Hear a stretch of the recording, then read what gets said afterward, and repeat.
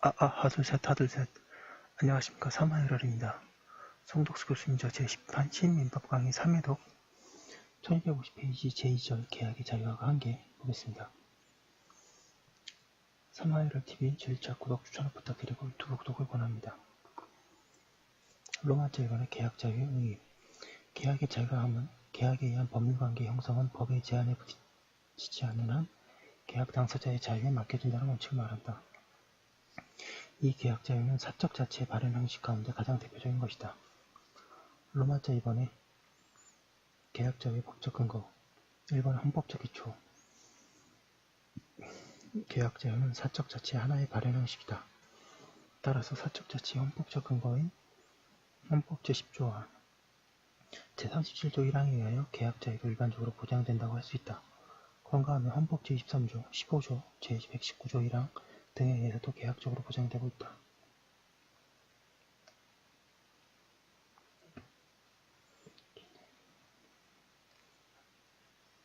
이번엔 민법상의 근거.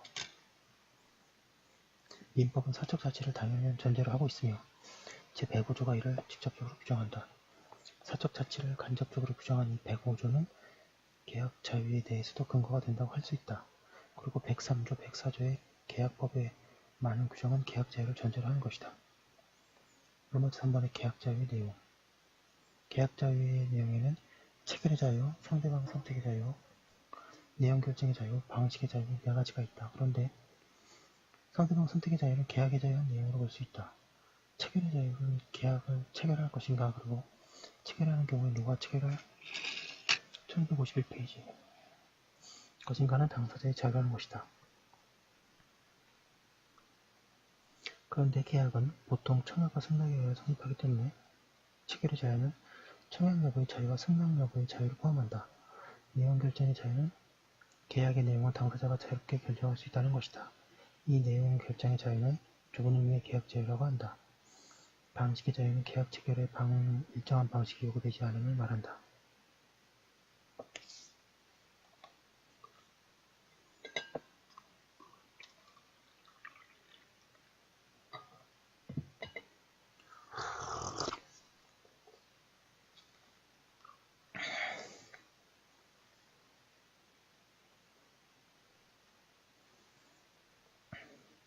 로마자 4번의 계약 자유 한계.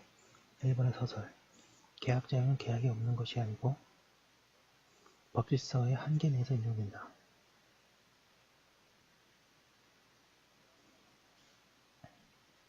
역사적으로 보면 계약 자유는 19세기에는 광범위하게 인정되고 제약이 많지 않았다. 그걸과 경제는 대단히 발전하였다. 그런데 개인에게는 심각한 문제가 발생하였다. 경제력의 차이로 인하여 모든 자에게 보장된 계약 자유가 동등하게 행사될 수 없었다. 예컨대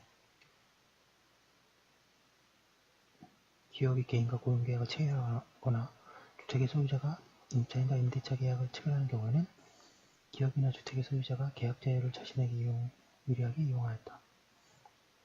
이러한 문제점이 발생하게 되자 계약 자유에 관해서 보다 많은 제약이 가해져야 한다고 주장되었으며 문제점을 해결하기 위한 입법이 행하여지기도 하였다. 그리고 민법의 계약법에도 강행 규정이 더 늘게 되었다. 이를 두고 많은 문헌들이 계약 자유 원칙을 수정이라고 설명하기도 한다. 그러나 계약 자유가 본래 법질서의 한계 내에서 인정되는 것인 만큼 제약의 증가가 그에 대한 본질을 변형시키는 것은 아니다. 따라서 본질이 변한 것으로 오해할 수 있는 그러한 표현은 적절하지 않다.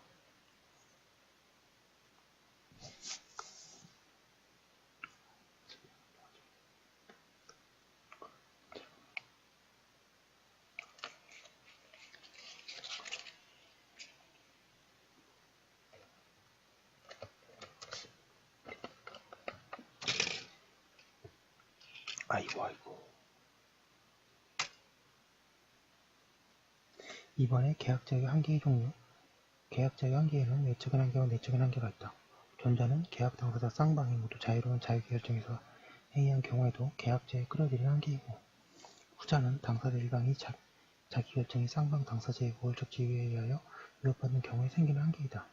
내적인 한계는 계약 당사자에 의한 사적 자치적 규율에서 일방적인 일정한 영역을 제거하는 것이 아니고 엄밀한 의미에서의 한계가 아니다. 그것은 오히려 계약 당사자의 자체적인 규율에 맡겨진 영역 안에서 당사자 사이에 존재하는 불평등한 지위 때문에 약자가 보호되어야 하는 때에 적용한다. 따라서 그때에는 양 당사자의 자유가 아니고 한 당사자, 즉 우월적인 지위의 계약 당사자의 자유만이 그 행사에 있어서 제한된다. 이러한 계약 자유의 두 한계 가운데 중요한 것은 내적인 것이다. 우리 문헌들은 대체로 계약 자유 한계의 체결의 자유, 내용 결정의 자유, 방식의 자유와 같이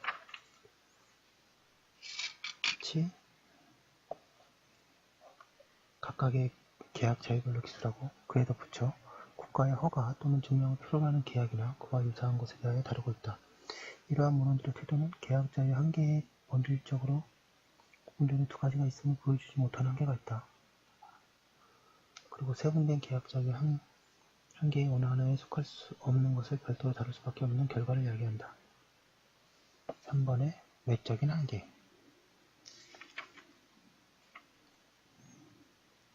외적인 한계는 경제적 지위의 우열관계에 무관한 것으로 일반적인 한계라고 할 수 있다. 계약 자유의 외적인 한계로는 강행 규정과 제100조를 둘 수 있다. 강행 규정. 우리 법상 그것이 강행 규정에 반하는 경우에는 무효이다. 그러므로 강행 규정은 계약 자유의 한계를 형성한다. 그런데 계약 자유를 제한하는 강행 규정 가운데에 계약 자유의 내적인 한계에 관한 것이 많다. 그러나 모두가 그런 것은 아니다. 강행 규정 중에는 약자 보호를 위해서가 아니고 일반 사회의 이익 또는 제3자의 이익을 위하여 두어진 것도 없다. 계약 자유의 외적인 한계를 이루는 강행 규정의 구체적인 예로는 광업권의 대차를 금지하고 있는 광업법 제11조, 어업권의 임대차를 금지하고 있는 수산업법 제33조, 금융투자업자의 명의대여를 금지한 자본시장과 금융투자업에 관한 법률 제39조를 둘 수 있다. 계약의 체결을 관청의 허가나 일정한 증명을 요구하는 법률 규정도 같은 맥락에서 파악할 수 있다. 그러한 규정이 어긋나는 때에는 계약이 무효가 되기 때문이다. 토지권의 허가구역에 있는 토지에 관한 소유권, 지상권을 이전하거나 설정하는 계약이 체결하려는 경우에 시장, 군수 또는 구청장의 허가를 받도록 하는 부동산 거래 신고 등에 관한 법률 제11조 1항, 외국인 등이 일정 구역, 지역 내에 있는 토지에 관하여 토지 취득 계약을 체결하는 경우에 시장, 군수 또는 구청장이 토지 취득 허가를 받도록 하는 부동산 거래 신고 등에 관한 법률 제9조, 농지를 취득하는 경우에 소재지의 시장, 구청장, 읍장 또는 면장의 농지 취득 자격 증명을 요구하는 농지법 제8조, 학교법인의 기본재산의 매도 등을 하는 경우에 관할청의 허가를 받도록 하는 사립학교법 제28조, 전통사찰의 주시가 동산 또는 일정한 부동산을 양도하는 때에는 문화체육관광부 장관의 허가를 받도록 하고 또 그것들에 대여 담보 제공 등을 하는 때에는 시도지사의 허가를 받도록 하는 전성사찰의 보존 및 지원에 관한 법률 제9조 등이 그러한 규정이다.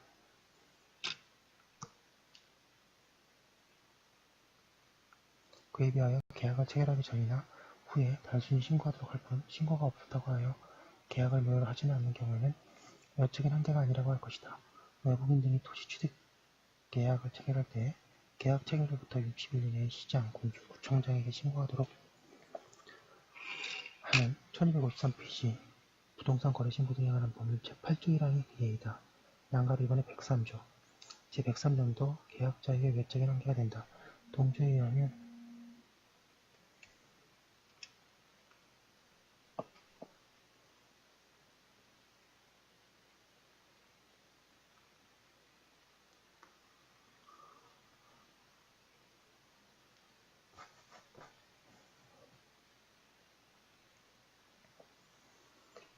계약은 강행 규정에 반하지 않을지라도 선량한 풍속, 기타 사회질서에 반하는 경우에는 무효로 되기 때문이다.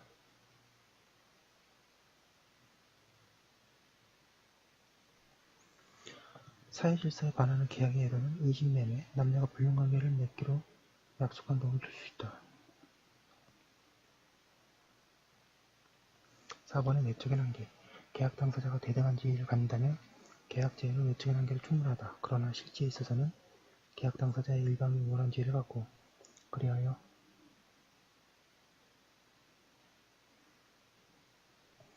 상방이 자기결정 대신에 그자의 일방적인 결정이 행하여질 때가 많이 있다. 그러한 때에는 우월한 당사자의 계약 자유는 약자의 보호를 위하여 제한되어야 한다. 이것이 계약 자유의 내적인 한계의 문제이다. 법질서도 그러한 입장에서는 많은 강행 규정을 두고 있다. 양가 1번의 체약강제, 방가 1번의 공익적 독점기업의 체약 의무. 우편, 전기통신, 운송 등의 사업을 경영하거나 전기, 수도, 가스 등의 상업 필수품을 공급하는 공익적 독점기업은 정당한 사유가 없는 한 급부 제공을 거절하지 못한다. 그리고 이러한 공익적 독점기업에 대한 계약 체결 강제는 법률에 연임 규정이 없어도 인정되어야 한다. 방가 1번에 공공적, 공익적 직무 담당자의 체약 의무, 공증인, 집행관, 법무사, 행정사 등의 공공적 직무 담당자와 의사, 치과의사, 한의사, 조산사, 약사, 한의사 등의 공익적 직무 담당자에 대하여 정당한 사유 없이 직무의 집행을 거절할 수 없다는 공법적 의무가 부과되어 있다.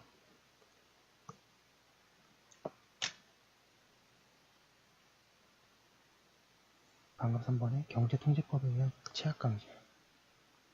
전쟁이나 경제적 위기가 닥칠 때에 경제에 관하여 통제하는 내용의 법률을 경제통제법이라고 한다.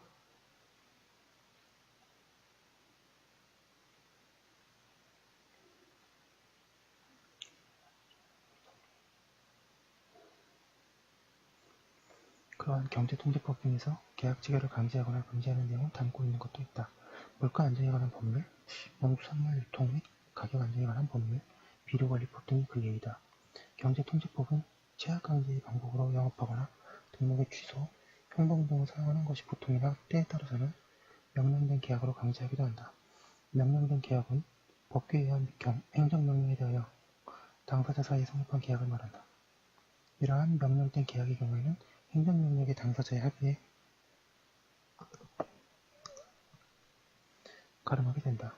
우리의 현행법에서는 농수산물 유통 및 가격 안정에 관한 법률 제10조 이하, 비료관리법 제7조에 의해서 이 계약이 성립할 가능성이 있다. 1254페이지 양가 1번의 내용의 간섭. 경제적 약자 보호를 위해서 법질서가 직접 계약의 내용에 간섭을 가하기도 한다. 제607조, 608조 임대차에 관한 규정, 근로기준법을 비롯한 노동법, 이자제한법, 주택임대차보호법, 상가건물 임대차보호법, 가등기담보 등에 관한 법률, 약관의 부재에 관한 법률 등이 그 예이다. 전쟁이나 경제적 위기가 닥친 때에 경제통제법에 의하여 계약 체결이 강제될 수 있음에 대해서는 앞에서 살펴보았다. 그런데 경우에 따라서는 계약을 체결하면 반드시 일정한 내용에 따르도록 강제하기도 한다. 이때 법규가 정하는 내용으로 성립하는 계약을 규제된 계약이라고 한다. 네, 또 여기까지 한 거 올려두도록 하겠습니다. 예. 잠시만요.